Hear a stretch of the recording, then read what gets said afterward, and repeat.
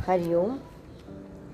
आज सुनेंगे 51 पतंजलि योग सूत्र। तस्यापि निरोधे सर्वनिरोधानिर्बीजः समाधिः। मतलब ऋतंभरा प्रज्ञा से बह रहा हुआ यानी फूला फला हुआ चित्त और उस प्रज्ञा संस्कार का भी निरोध होने के बाद यानी सर्व वृत्तियों का निरोध होने के बाद में निर्बीज यानी बीज रहित समाधि प्राप्त होती है। एक एक वर्ड का अर्थ। तस्य यानी उसका, अपि यानी ही, ऑल्सो, निरोधे यानी निरोध साधने के बाद में, सर्व निरोधात यानी निरोध की वजह से, निर्बीज यानी बीज रहित समाधि। तो वो जो ऋतंभरा प्रज्ञा प्राप्त होती है उसका भी, उससे भी जो सबीजा रहती है समाधि उसके बाद में भी, तो वो भी अगर चित्त में से संस्कार निकल गए तो हमें निर्बीज समाधि प्राप्त होती है। यानी वो द्वैत खत्म हो जाता है। यानी जब सबीज समाधि रहती है तभी ज्ञाता व ज्ञेय ये दोनों कायम रहते हैं। ज्ञाता यानी ज्ञान करने वाला और ज्ञेय यानी जो हमारा ध्येय जो है वो, तो ये दोनों वहीं पे रहते हैं अलग अलग। लेकिन समाधि जो यह अस्मिता, यह हम लोग स्टेप जब क्रॉस करते हैं तब ये द्वैत भी नष्ट हो जाता है और एक्सपीरियंस रहने वाला भी वहाँ पे नहीं रहता है। यानी हम वो है वो भी हम एक्सपीरियंस नहीं करते हैं उस समय में। तो आत्म साक्षात्कार यही हमारा ध्येय है। तो अगर नॉर्मल जो मनुष्य है वो शरीर को ही आत्मा समझता है, वो उन्नत हुआ मनुष्य आत्मा को, मतलब शरीर को आत्मा नहीं मानता। वो यानी जो प्रोग्रेसिव हुआ है वो मन को आत्मा मानता है। लेकिन ये दोनों ही भ्रम है।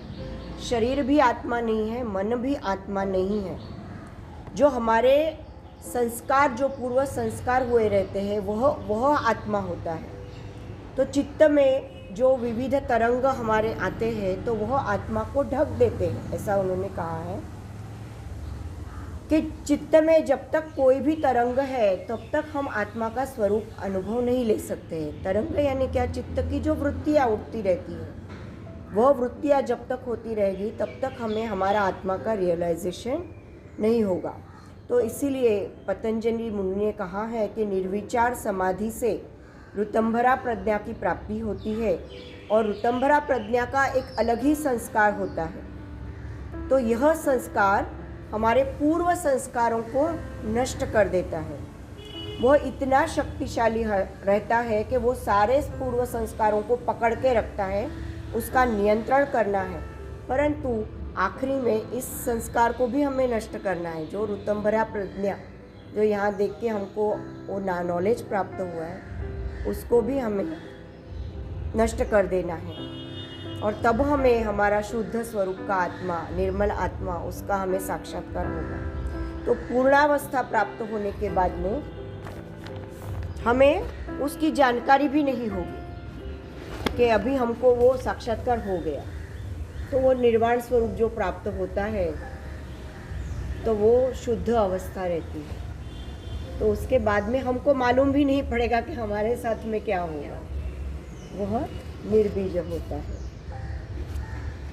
अभी इसमें उन्होंने और बताया है आगे कि संप्रदात समाधि में वासना बीज रूप से बाकी रहती है, जन्म मरण का फेरा चालू रहता है। पर उस भली बुरी वासना भी जब चली जाती है, वासना के बीज नष्ट हो जाते हैं और हमें योगी को जब निर्बीज असंप्रज्ञात समाधि प्राप्त होती है तभी ही प्राप्त होती जब सारे नष्ट हो जाते हैं बीज। तो अभी योगी का जन्म मरण का फेरा जो है मुक्त हो जाता है और यही मुक्तावस्था, यही मोक्षावस्था और यही कैवल्यावस्था। तो जो सबीज असंप्रज्ञात समाधि का जन्म, यह योगी का आखिरी जन्म होता है। और बच्चा कुचा जो भी संचित कर्म रहता है वो सब वो जो भोग लेता है और निर्बीज असंप्रज्ञात समाधि में वह जाता है। तो ऐसे समय में, कौन से समय में कि जिस समय सबीज असंप्रज्ञात समाधि रहती, सबीज, जब भी बीज कुछ भी एक बाकी है तो उस समय नियति उसके हाथों से बहुत बड़ा कार्य करवाती है। वह उसका आखिरी जन्म होता है और उसके हाथों से बहुत बड़े बड़े कार्य होते हैं। तो समझ लेना है कि जो इस समय पे जो भी बड़े बड़े कार्य करने के लिए जिनके हाथों से हो रहे हैं, तो उनका यह आखिरी जन्म है। वो ये कार्य करने के लिए ही उनका यह जन्म हुआ है और उसके बाद में उनका कोई जन्म नहीं है। तो वो कार्य सिर्फ जैसे कि फॉर एग्जाम्पल नामदेव, ज्ञानेश्वर, एकनाथ, तुकाराम, रामदास इत्यादि संतों ने धर्ममेघ अवस्था में महाराष्ट्र में बहुत कार्य किया हुआ है, यह सबको पता है। तो वो लोग धर्ममेघ अवस्था में ही थे, जन्म से ही उनको कितना सब प्राप्त था।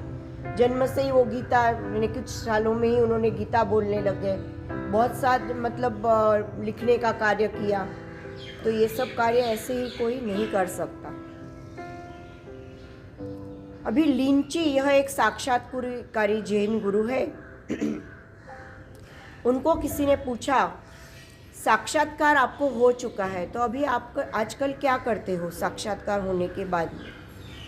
तो उन्होंने जवाब दिया कि पहले मैं लकड़े फोड़ता था और वो पानी भरता था घड़े से, लेकिन अभी मुझसे अपने आप हो रहा है।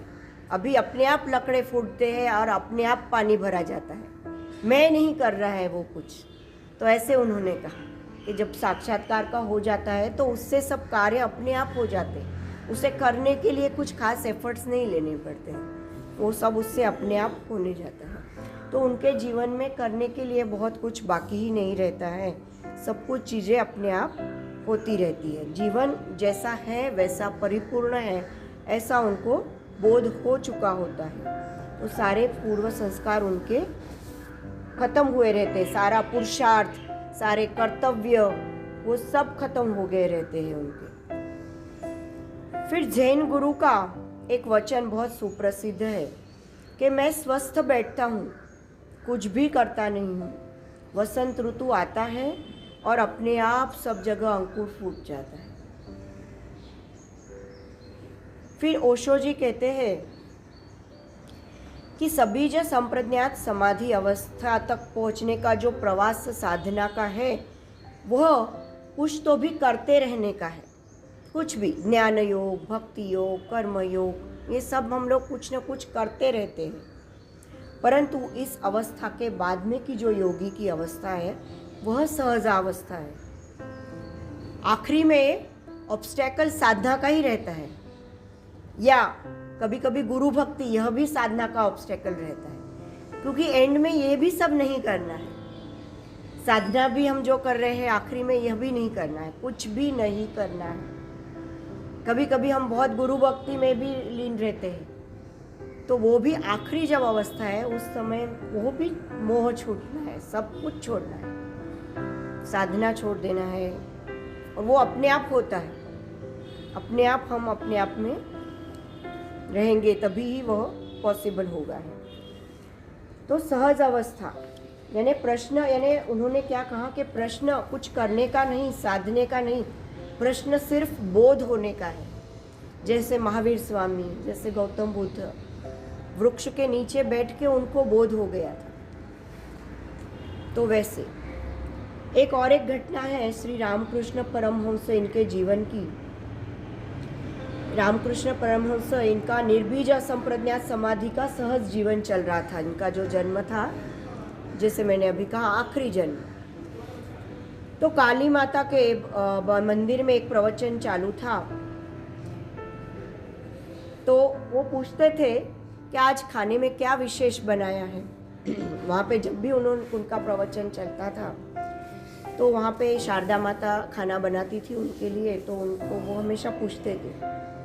तो थोड़ी देर के बाद में वो किचन में खुद ही जाके स्मेल लेके आते थे। तो उनके शिष्यों को और उनके जो श्रोता रहते हैं, तो उनका ये बिहेवियर चमत्कारिक लगता था कि ऐसे क्यों बिहेव कर रहे हैं, तो इतने बड़े योगी है, इतने बड़े स्वामी हैं, तो भी पूछते हैं कि आज खाने में क्या विशेष बना है, जाके अंदर किचन में स्मेल क्यों लेके आते हैं, तो ऐसा बिहेवियर क्यों है। तो एक दिवस मन को वो करके रामकृष्ण देव को शारदा माता ने खुद ने ही ये क्वेश्चन किया कि मुझे लग रहा था कि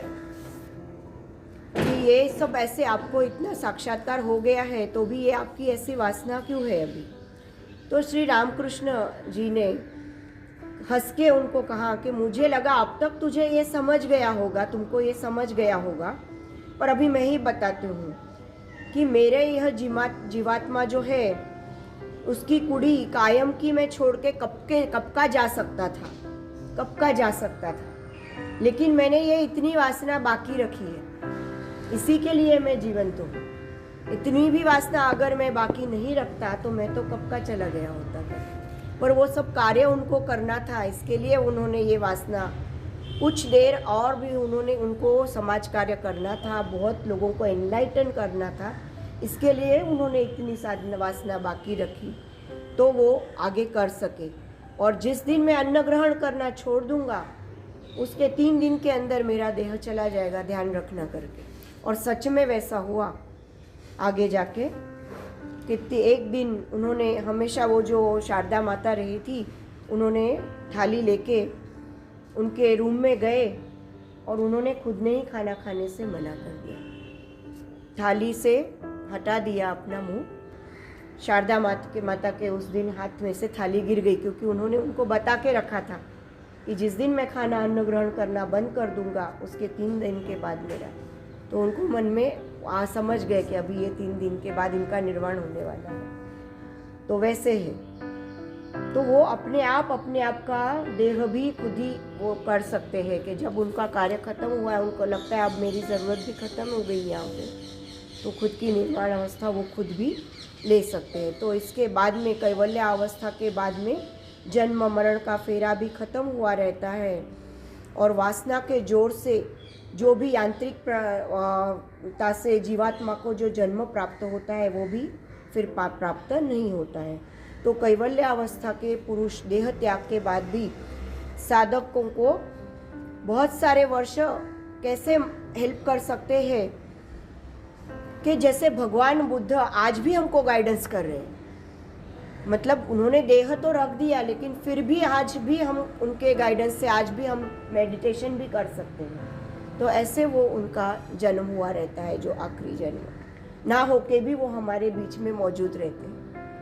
कितनी बार हम उनका नाम लेते हैं, कितनी बार हम उनका फॉलो करते हैं एडवाइस, ऐसी यह बात है।